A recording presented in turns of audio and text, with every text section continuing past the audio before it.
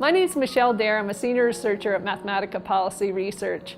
For the last 20 years, I've studied employment and training programs for low-income families across the country. More recently, I describe myself as a researcher gone rogue.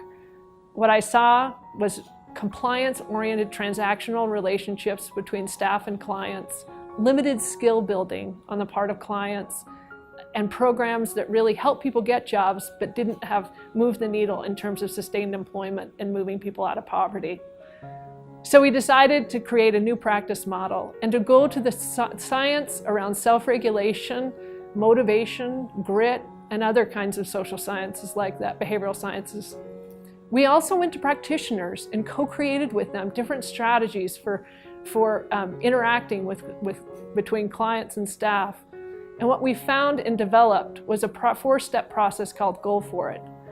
Goal4It is really intended to move clients from this transactional, and staff, from this transactional, compliance-oriented relationship to one that really activates a client's motivation and commitment to change. What does Goal4It look like in practice? Let's take you inside interaction with a client.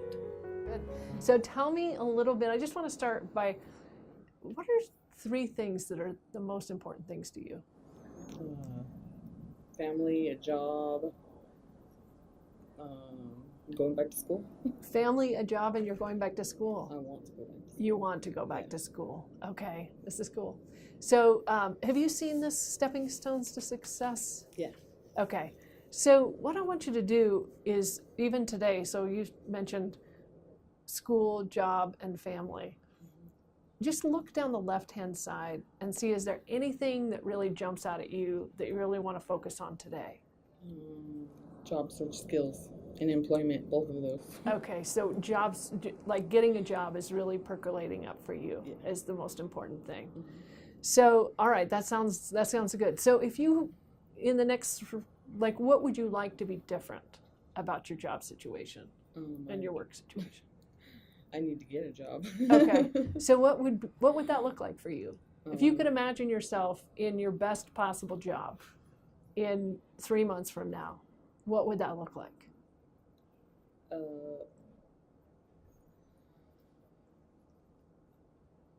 Being higher up in a job, I guess. Okay. I've had a lot of management experience and things like that. Okay, so in your dream job, what kinds of, in terms of like even management, like would it be in food service? No. Would it be in like customer service? Fashion? Would it be in like customer service? Customer service. Okay, customer service in what? I'm not sure. You're not sure. So part of it is you're not even sure what it is that you want to do. Is that part of the? Yeah. Okay. Okay. And do you see yourself in a different place at any? Yes. Okay. So again, if you could imagine yourself in that dream job 3 months from now, would it be in kind of a clothes store? Would it be in where would it be? Like maybe a call center? A call center? Yeah. Okay. So what you would really like is a call center. Yeah. And doing customer service on the phone. Yes. Okay. Awesome.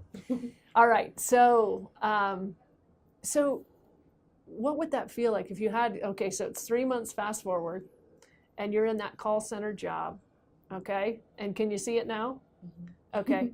And so what hours would you be working? Like during the day, during nights? Like mornings. Okay, okay. And so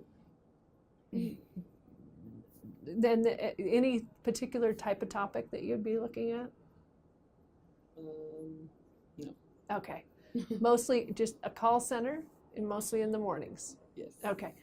So I want you to I'm going to just pause for a minute and I want you to imagine yourself in that job. Mm-hmm. And it's really important that we pause and I just be quiet for just a minute, because sometimes if we just go too fast, then it doesn't really sink in to you. And you don't really it doesn't sink in all the way for you. Okay? Okay. So I'll just be quiet for just a minute. You can open your eyes, you can close them, but just imagine yourself in that job that you want.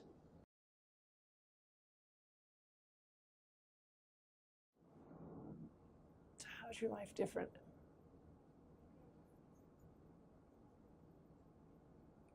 I'm more financially stable. How does that feel? Better. Better? Okay. How else does that feel? Like how else, what else would be different as a result of? I'd have more self-esteem. Okay. My kids might be happier. Wow. I'd be happier. It's a lot of change. It's a lot of change. That sounds exciting to me. It is. It is. But we got to get you there first. Yeah. Okay. So let's go ahead and at least write down kind of the goal that you want to do. All right? You say it. What is it that you want to do? Get a good paying job. Yep. And I heard you say it where? A call center. Okay, perfect. Write it down.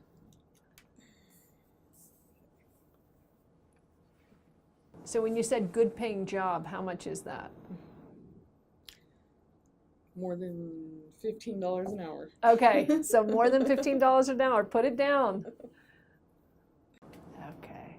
And you said your life would be different in a variety of ways. Yes. Awesome. So how are we going to do it? How are you going to do it? What are some steps that you can take? Prepare my resume. Great. Write it down.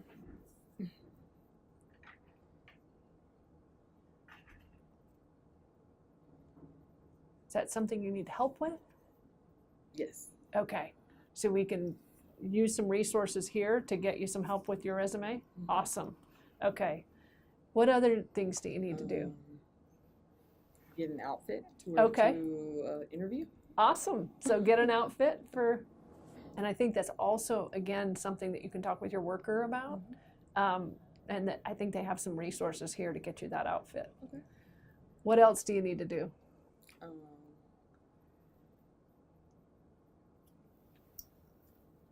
Make sure my appearance is okay, like my hair, my makeup, Fantastic. things like that. Write it down. So what about, do you know what jobs are out there that really appeal to you? Do you have some good help in finding the right jobs? Yeah. I Okay. think so. I just haven't started yet. Okay. So you've just got to get started. Yes. Okay. So who are you going to talk with to get started on actually finding those right jobs? Job specialist? Okay. So you're going to talk to a job specialist here? Yes. Okay, great. Write it down. And is there somebody that you know the name of? No. I actually just found out her name. So Christine, does that sound familiar? Kind of. Okay. So we can find that out. But that's, I think, somebody who's the job developer person. Okay. So these are all great steps. Can you think of anything else that you need to get in place? No. Okay, great. So there's things within us that sometimes prevent us from taking action and doing it. We call them potholes or obstacles, potholes. Yes. So is there something inside of you that could prevent you from taking those steps? My daughter. Okay. Is that something within your control that's within you? It's not Is there within my control. anything within yourself that could prevent you from taking action? Fear of not getting a job. Great. Write it down. That fear. What does that fear look like for you? Like worry. Yeah. Yeah. So when you have those feelings, what is it that you could do? What's the detour?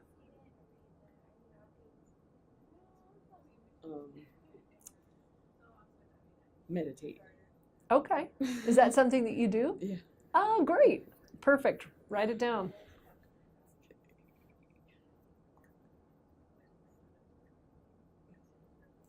So again, I want to slow down here because those feelings of fear are really real. And they really can prevent you from moving forward with your life. I saw your smile. I saw your excitement when you talked about getting a call, a good job, you said, that pays well, and how your life could be different. And then you did a beautiful job of mapping out some of the steps that you can take. But that fear can prevent you from actually taking action and doing the things that you want to do. So what is it when that fear comes up that you're going to do? You wrote it down. Meditate. You're going to meditate, okay? And I want you to make sure that you make that connection. When that fear comes up, I want you to see my face and say, Michelle told me to go meditate, right? You told yourself to go meditate, right? Right? Yes. So if you do that, that simple step, that increases the likelihood you're going to be successful. So now the important piece also is who you're going to report out to. My case manager, Okay, so you want to report out. What's your case manager's name? Janet, Janet. So when are you going to report out to her? at my meetings or as soon as I get a job Okay, so when is your next meeting with her? next week. Perfect. What day? I'm not sure yet. Okay, so you'll talk with Janet and talk with her next week Yes. about making progress on these steps Yes. and then really following through and getting that job. Mhm. Okay. So how does this feel? Good. It does? Okay, Yes. good.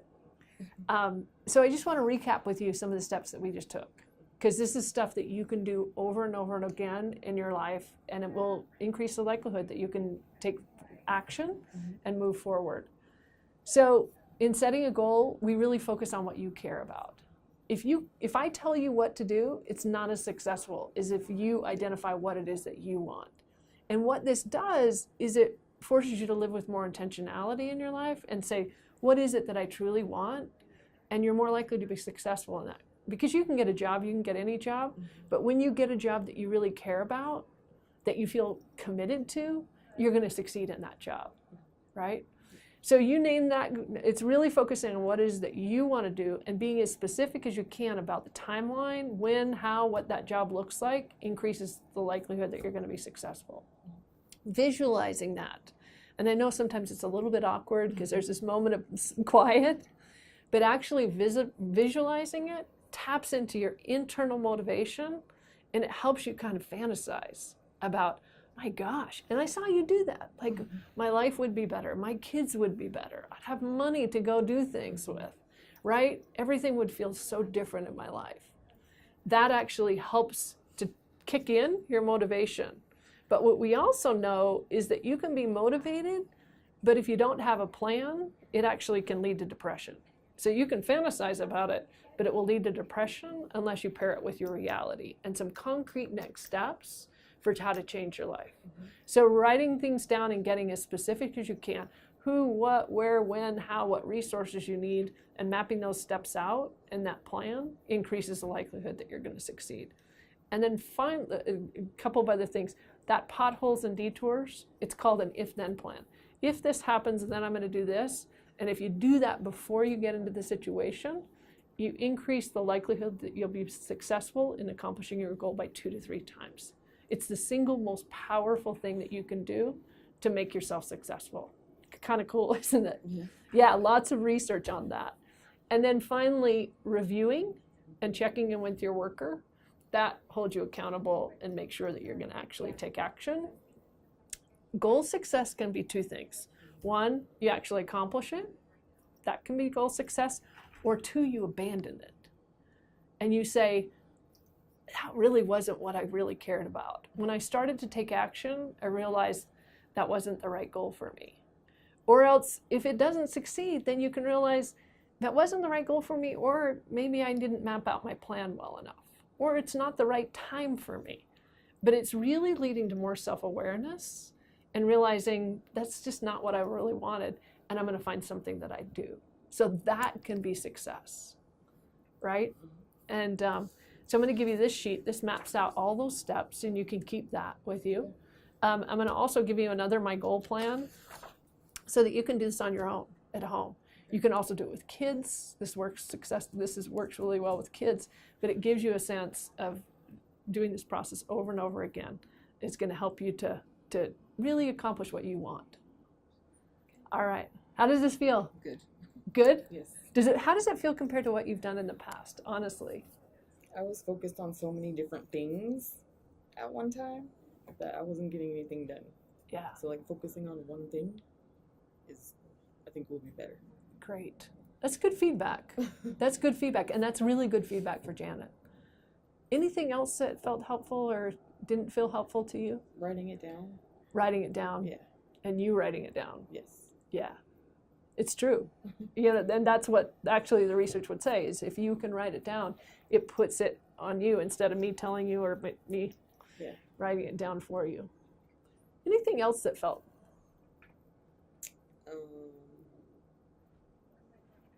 You asking the questions and like pushing it, I guess, was helpful. In what way? Made me think about it, what I really needed or wanted or how I felt. Yep. Good. Good. This is about you. Yeah. This is not about me or, you have to do this, you have to do this. This is about you. This is about your life. This is the change that we're trying to make nationally. Changing the way that programs operate. Instead of people telling you what to do, they're asking you what it is that you want to succeed in your life. And how can we help you to get there? Yeah. It's better, I think. Good. Yeah. Good. Any other feedback that would be helpful for us? No. Good. Thank you so much for your willingness to participate in this. Thanks. Pretty harmless. You're like, get me out of here. Thanks so much. Okay, so now that you've seen a Goal4It session in place with Michelle, you know what to expect when using the model. Here in Adams County, we really are committed to helping serve the participants that we work with in lots of different ways. We try to be as innovative as possible. In the beginning of 2018, we tried a new model with Mathematica, and that was to try to increase the amount of folks that came into their TANF orientation. And the model that we used was extremely successful. And so now we are trying a new approach, and that's going to be to obviously continue to have folks come in the door, but also another approach with getting them to be even more engaged in the process and in the program. So that's what we have going for us with using the Goal4It model. If you have any questions about Goal4It, feel free to reach out to me or your supervisor. Thank you.